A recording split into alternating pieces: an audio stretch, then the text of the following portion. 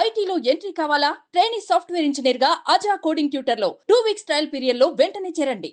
పవిత్రమైన తిరుమల శ్రీవారిని దర్శించుకునేందుకు దేశం నలుమూలల నుంచి అనేక మంది భక్తులు తరలివస్తుంటారు. స్వామివారి దర్శనం కోసం అలిపిరి నడక మార్గంలో స్వామివారి చెంతకు చేరుకుని మొక్కిన మొక్కులను తీర్చుకుంటుంటారు భక్తులు. అయితే ఈ అలిపిరి నడక మార్గంలో కొందరు రీల్స్ పిచ్చి భక్తులను ఇబ్బంది పెడుతున్నాయి. అయితే ఈ మధ్య కొందరు పోకిరీలు రీల్స్ చేసి హల్చల్ చేసిన ఘటనలు అనేకం చూసాం. అయితే తాజాగా ఓ సెలబ్రిటీ చేసిన పిచ్చి ప్రాంక్పై టీటీడీ సీరియస్గా ఉంది.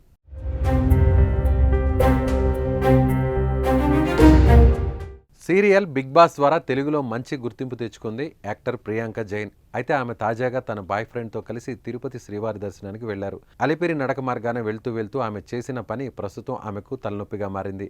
చిరుత సంచరించే మార్గం 7వ మైలురాయి నుంచి లక్ష్మీ నరసింహస్వామి ఆలయం మధ్యలో రీల్స్ చేశారు.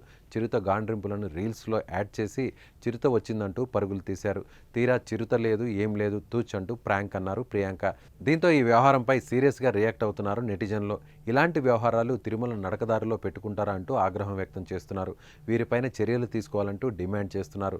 తమిళనాడుకు చెందిన భక్తులు గతంలో ఇదే విధంగా క్యూ లైన్లో ప్రాంక్ చేయడంతో వారిపైన పోలీసులు కేసు నమోదు చేశారు. వీరిపై కూడా టీటీడీ స్ట్రిక్ట్గా యాక్షన్ తీసుకోవాలంటున్నారు భక్తులు.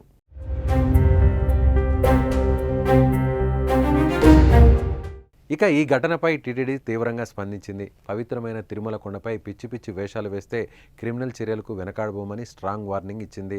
గతంలో దువ్వాడ, అంబటి కూడా రీల్స్ చేశారని బోర్డు సభ్యుడు భానుప్రకాష్ రెడ్డి గుర్తు చేశారు. ప్రియాంకపై ఇవాళ కేసు పెడతామని చెప్పారు. వ్యూస్ కోసం భక్తుల మనోభావాలతో ఆడుకుంటారా అని తీవ్రస్థాయిలో ధ్వజమెత్తారు.